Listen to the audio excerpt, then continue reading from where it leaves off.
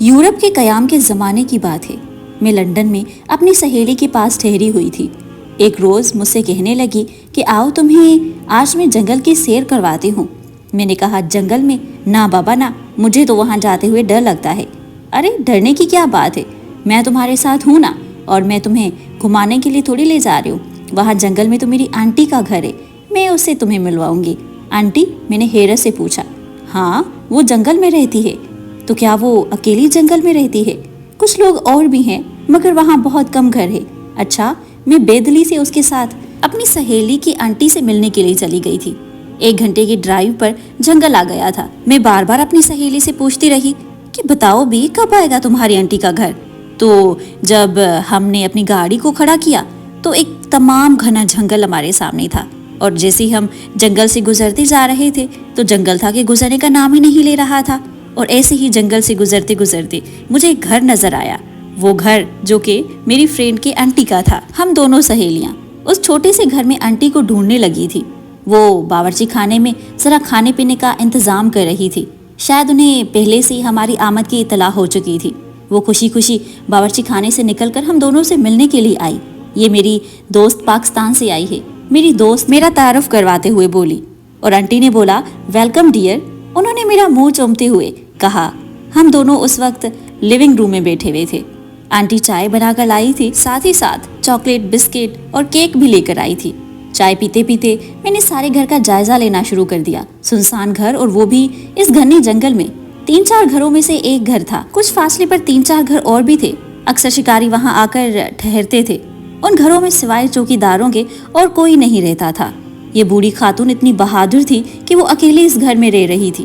سارے گھر میں سناٹا چھایا ہوا تھا۔ مجھ سے رہا نہ گیا، میں نے پوچھ ہی لیا، آنٹی آپ اکیلے اس گھر میں رہتی ہیں؟ بچے نہیں ہیں کیا؟ بچے 2 ہیں۔ اچھا تو کدھر ہیں؟ میں نے حیرت سے اور ادھر ادھر دیکھتے ہوئے کہا۔ اس پر آنٹی نے کہا کہ ان کی شادیاں ہو چکی ہیں، وہ اپنے اپنے گھروں میں مصروف ہیں، کبھی کبھار آ جاتے ہیں۔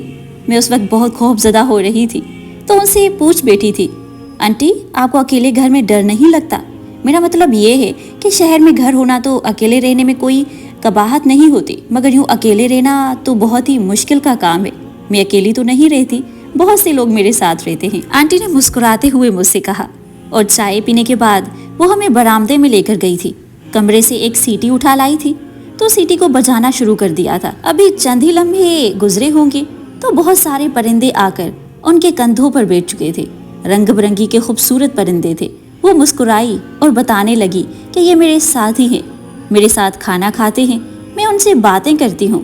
دیکھا ڈھیر سارے میرے بچے ہیں، میں اکیلی کہاں ہوں، یہ سارے ہیں نا میرے ساتھ۔ وہ ایک پرندے کے منہ کو چومتے ہوئے بتا رہی تھی، اور ایک میں تھی جو حیرانی سے آنٹی کو دیکھے جا رہی تھی جو ان پرندوں کے ساتھ خوش و خرم دکھائی دے رہی تھی۔ میری حیرانگی کو دیکھتے ہوئے وہ مجھ سے مخاطب ہوئی اور کہنے لگی، نہ صرف پرندے میرے بچے ہیں بلکہ 2 بلیاں اور 2 کتے بھی میں نے پال رکھے ہیں۔ میں پریشان سی ہو گئی تھی اور پوچھ نہ سکی تھی۔ ان گھنے جنگل میں اکیلے رہنا، وہ بھی بوڑھی خاتون کا، یہ بات میرے لیے بہت ہی حیران کن تھی۔ صرف پرندوں کو اپنی اولاد بنایا ہوا تھا۔ آنٹی نے 2 بلیوں کو بلایا اور وہ چپ چاپ آ کر ان کے قریب بیٹھ چکی تھی۔ کتے اس وقت کہیں گھومنے پھرنے گئے تھے۔ آنٹی یہ جانور یعنی کتے اور بلیاں آپس میں لڑائی نہیں کرتے؟ میری بات کا جواب دیتے ہوئے وہ بتانے لگی کہ پہلے پہل ان کی لڑائیاں بہت زیادہ ہوتی تھی اور میں کافی پریشان ہو جایا کرتی تھی، اور پھر میں نے ان کی تربیت کرنا شروع کر دی۔ اور بیٹا میں تمہیں کیا بتاؤں، ان کی تربیت کرنے میں بڑی محنت صرف کی ہے میں نے۔ اب اتنے مہذب اور منظم ہو چکے ہیں کہ جو ہی لڑائی کرنے کی کوشش کرتے ہیں تو میرا اشارہ پاتے ہی خاموشی سے اپنی اپنی جگہوں پر بیٹھ جاتے ہیں۔ مجھے تو رو رو کر خیال آ رہا تھا، ایک انسان کی تربیت میں خاصا وقت درکار ہوتا ہے، مگر اس آنٹی نے جانوروں اور پرندوں کی تربیت کی ہوئی تھی۔ اس بہادر خاتون نے اپنی تنہائی کا حل ڈھونڈ لیا تھا۔ وہ پرندوں، بلیوں اور کتوں کے ساتھ بہت خوش تھی، اور ایک ہم جو انسانوں کے ساتھ خوش نہیں رہ سکتے۔ میں واپس آتے ہوئے سوچ رہی تھی کہ اس دنیا میں طرح طرح کے لوگ بستے ہیں، ایک خدا ہی ہے جو انسانوں کو جینے کا موقع دیتا ہے۔ اس لیے سامعین، ہر حال میں شکر ادا کرنا انسان کی زندگی میں سکون اور خوشی کا ایک اہم راز ہے، چاہے مشکلات کا سامنا ہو یا آسانیات۔ شکر گزاری ہماری روحانی صحت کو بہتر بناتی ہے اور ہمارے دل کو سکون پہنچاتی ہے۔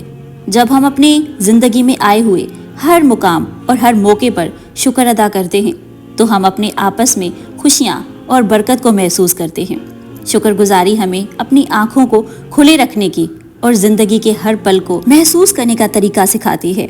इसलिए चाहे हमारे सामने कोई भी हालात हो, शुक्र अदा करके अपने दिल को अमन और सुकून में रखने की कोशिश किया करें।